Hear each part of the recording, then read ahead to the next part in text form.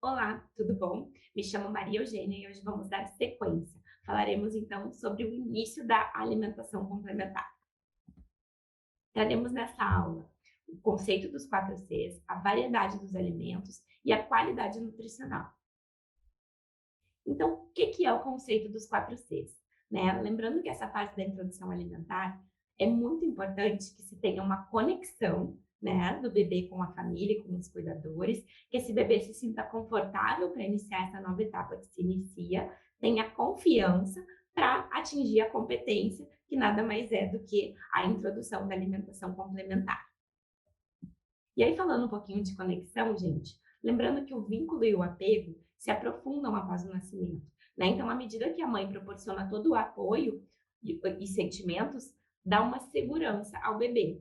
E isso, juntamente com o relacionamento, fornece aquela base segura, a partir da qual o bebê vai poder explorar e descobrir o mundo, né? E é também quando se sente segura emocionalmente que uma criança se dispõe a arriscar em áreas que são novas ou difíceis, ou seja, né? A alimentação complementar é uma área nova que vai se iniciar. E aí, trazendo o termo de alimentação responsiva, então, o que que é? Né? Envolve o reconhecimento e o respeito dos pais e cuidadores aos sinais de fome e saciedade do bebê. Então, são práticas não responsivas que podem interromper a autorregulação. E o que que é autorregulação, gente? Autorregulação nada mais é do que o controle de fome e saciedade que esse bebê já tem bem estabelecido desde o início da sua vida, né? E essas práticas não responsivas podem interromper esse processo de autorregulação que está em formação, certo? E podem contribuir para a recusa e dificuldades alimentares, além do descontrole do peso.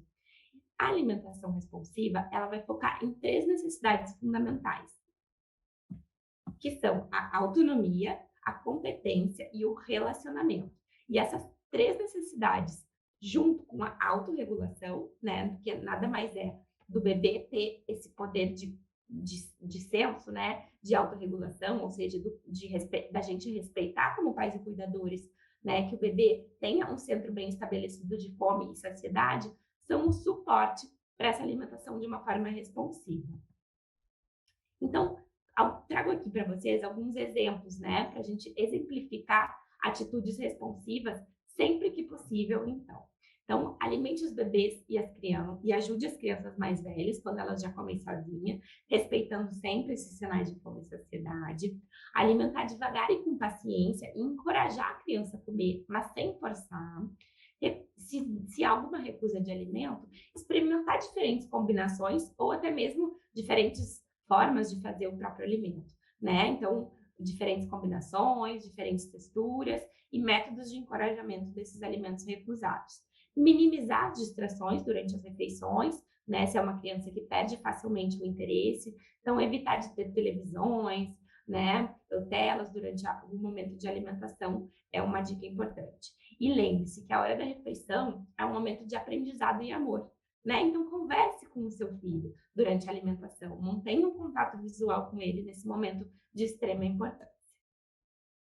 E aí, aqui falando do conforto, gente, para a gente fazer uma atividade nova, é muito importante que a gente se sinta confortável, não é mesmo? O conforto físico e emocional aumenta o aprendizado e o desenvolvimento da criança.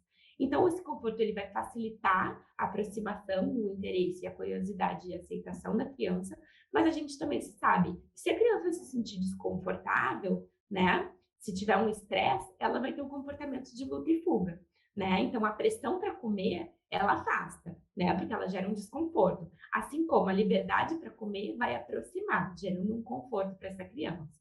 Então, como é importante a gente pensar nessa questão. E aí, gente, a gente vê muito a expectativa que os pais têm, né, no início da alimentação complementar, né? E aí, às vezes, a expectativa é que o bebê logo de início já comece a comer muito bem. E nem sempre a gente sabe que é o que acontece, certo? E aí, o que os pais não podem passar para os filhos é aquele estresse, né? Porque a gente sabe que quanto menos estresse, maior é a confiança, né? E a falta de confiança gera medo e estresse quando novos alimentos ou sensações de movimento são apresentados. Então, a minha dica é, se o bebê não apresentou, né, aquela expectativa dos pais de já começar comendo tudo, não demonstre um estresse para ele, porque isso pode diminuir a confiança dele e acabar, né, atrapalhando aí um pouco esse processo de introdução da alimentação complementar. Lembrando, gente, que competência nada mais é do que habilidade, né? E para desenvolver habilidade, o que é preciso?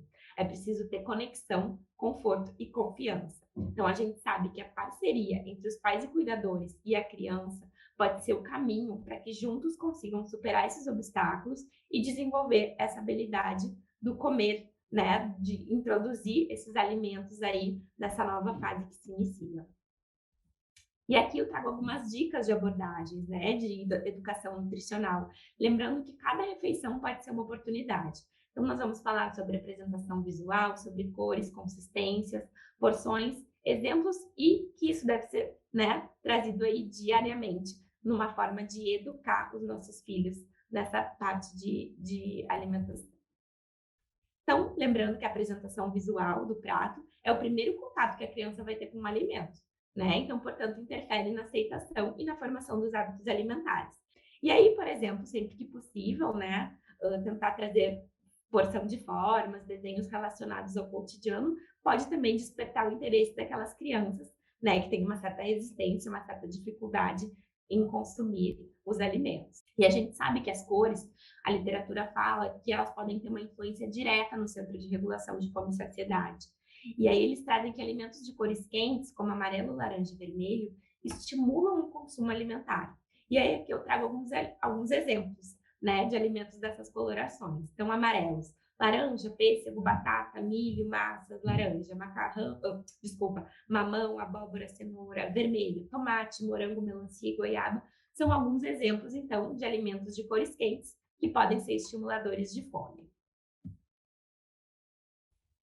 Trazendo a questão da consistência, gente, é importante, né? É interessante essa ideia de oferecer o mesmo alimento de diversas formas, apresentações e texturas, porque isso pode ser uma estratégia para que a criança aceite um alimento que possivelmente foi recusado, né? Então, os estudos nos mostram que para a gente dizer que a criança não gosta de determinado alimento, é importante que a gente ofereça de 10 a 12 vezes aquele mesmo alimento.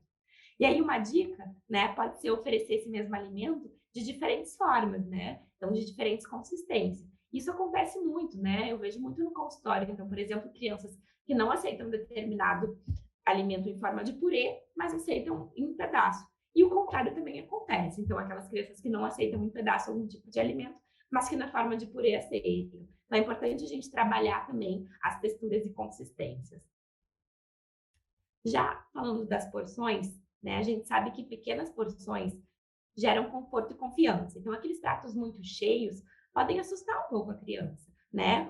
Elas podem achar que precisam comer tudo aquilo, né? Então, assim, a dica daqui é fazer pequenas porções e, se for preciso, repetir e colocar mais um pouquinho do que trazer aqueles pratos para frente da criança com muitos alimentos, tá? E lembrando sempre de respeitar aqueles intervalos entre as refeições para gerar a oportunidade da criança sentir fome novamente. E aqui, gente, uma dica bacana para aquelas crianças um pouquinho maiores, né, que podem às vezes ficar um pouquinho mais seletiva em relação aos alimentos, são brincadeiras, né, que vão aproximar a criança ao alimento. Então, a gente sabe que pequenas atividades na rotina podem aproximar essa criança a novos alimentos e preparações. Então, aqui eu trago alguns exemplos, né? Brincar de cozinha, de comidinha, com utensílios, né? Próprios para crianças, claro. Ou mesmo ter o cultivo de uma horta em casa, né? Que a criança possa cuidar, regar aquela horta. Ou até mesmo envolver a criança na preparação de alguns alimentos, claro que sempre com a supervisão de um adulto ou de um cuidador, tá? Gostaria de agradecer a presença de todos, lembrando que as dicas não substituem a avaliação do profissional, então não deixem de consultar o pediatra ou nutricionista do seu filho para obter maiores orientações individualizadas. Certo, gente? E convido todos vocês a assistirem o próximo módulo sobre dicas e receitas na fase da introdução da alimentação complementar. Até lá!